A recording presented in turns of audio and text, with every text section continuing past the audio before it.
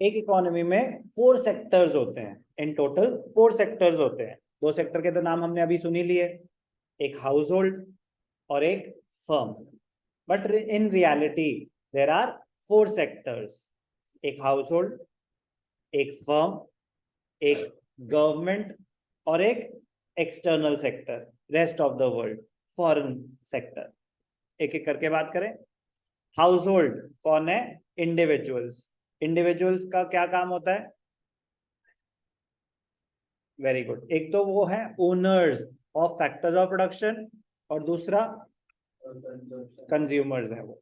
तो 2 कैपेसिटी में वो ऑपरेट करते हैं। एक तो वो है कंज्यूमर्स, मोस्ट इंपॉर्टेंट पार्ट। दूसरा वो ओनर्स भी हैं, किस चीज के? फैक्टर्स ऑफ प्रोडक्शन के। परफेक्ट। फर्म्स का क्या काम है? फर्म्स प्रोड्यूसर्स हैं। They hire factors of production to produce goods and services. They provide the goods and services to the various consumers. Household sector, it includes consumers of goods and services and also the owners of factors of production. They supply factors like land, labor, capital, entrepreneurship, and receive income in the form of rent, wages, interest, and profit. The producing sector, also known as the firms, it includes all producing firms in the economy. To produce goods and services, the firms hire these factors of production from the households. Households consume goods and services to satisfy their wants. Firms produce goods and services to maximize their profits, to make profits. Household और firms clear? बाकी 2 sectors हैं, government और external sector. तो government का काम क्या है? Correct. तो welfare agency, administration, defence, law and order. It involves in maintaining law and order, defense and other services of public welfare, sanitation, public administration, basic necessities, roads maintenance, सब कुछ as a welfare agency operate करती है। As a producer भी operate करती है। As a producer मतलब हो सकता है वो किसी प्रोडक्शन एक्टिविटी में भी इन्वॉल्व हो, जैसे कि मेट्रो सर्विस प्रोवाइड कर रहे हैं ना, तो production of goods and services भी कर रहे हैं। कहीं पे हो सकता है इलेक्ट्रिसिटी प्रोवाइड कर रहे हो, कहीं पे हो सकता है रेलवेज, बट रेलवेज प्राइवेटाइज हो गया। बट पॉइंट है कि एज अ प्रोड्यूसर का मतलब होता है गवर्नमेंट कुछ आपको service other than maintaining administration, आपको कुछ और सर्विस भी प्रोवाइड कर रही है, फॉर विच जैसे schools and colleges. Schools and colleges NGO अलग चीज होती है, वो नॉन गवर्नमेंट ऑर्गेनाइजेशन होती है। तो गवर्नमेंट की बात हो रही है अभी, गवर्नमेंट सेक्टर की बात हो रही है। वेलफेयर इन द, आप सोचोगे जो भी वेलफेयर मोटिव के लिए नहीं, गवर्नमेंट क्या प्रोवाइड कर रही है हमें। एक तो हो गया वेलफेयर ऑब्जेक्टिव, दूसरा they can act as a producer as well.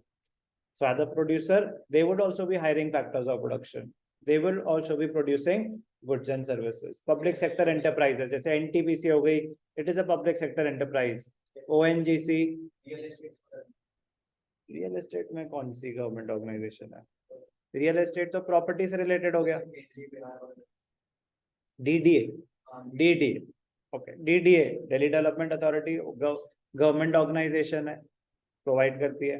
तो बट मतलब it is an example, it is an example, but as a producer government भी आपको कुछ services provide, goods and services provide कर सकती है।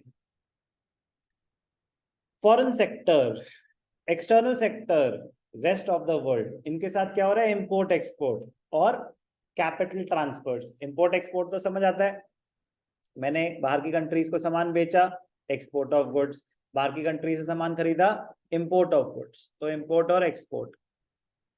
दूसरा कैपिटल ट्रांसफर्स क्या होता है? पैसों की मूवमेंट, मनी ट्रांसफर्स।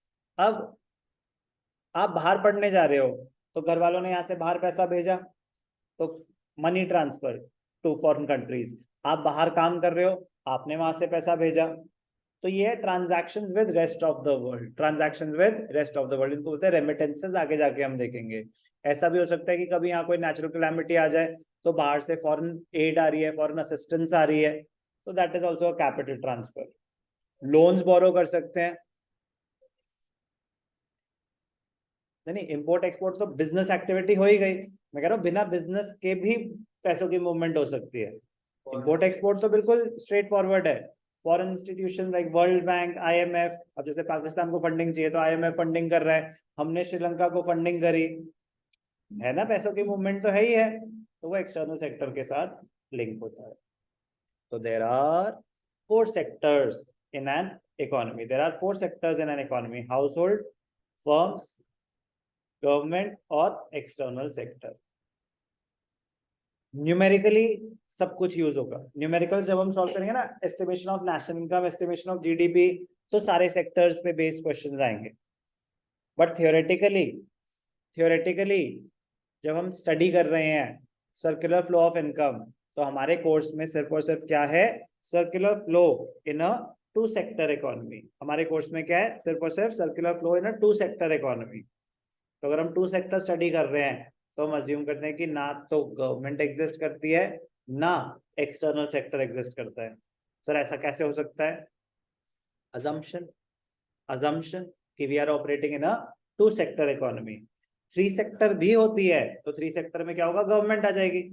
4 sector में क्या होगा, एक्सटर्नल सेक्टर आ जाएगा. चारों एग्जिस्ट करते हैं.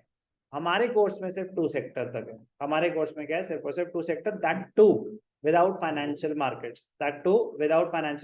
फाइनेंशियल मार्केट मतलब बैंक्स और फाइनेंशियल इंस्टीट्यूशन एग्जिस्ट नहीं करते, जिसकी वजह से ना तो आप कुछ सेविंग करोगे, ना ही कोई लोन्स मिलेंगे, तो ना ही कोई इन्वेस्टमेंट होगी एडिशनल.